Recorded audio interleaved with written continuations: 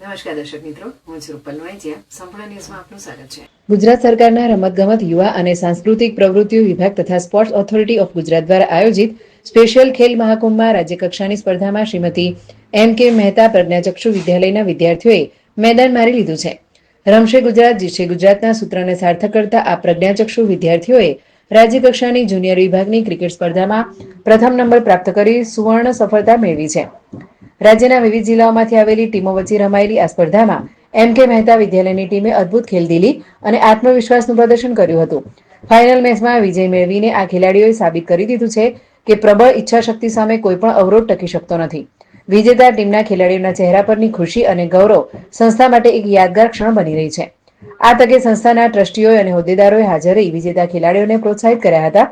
સાથે સાથે રાજ્યકક્ષાની એથ્લેટિક્સ સ્પર્ધામાં આ શાળાનો પ્રજ્ઞાચક્ષુ દિવ્યાંગ વિદ્યાર્થી ભૂરાભાઈ અંગારી દ્વિતીય નંબર પ્રાપ્ત કરેલ છે.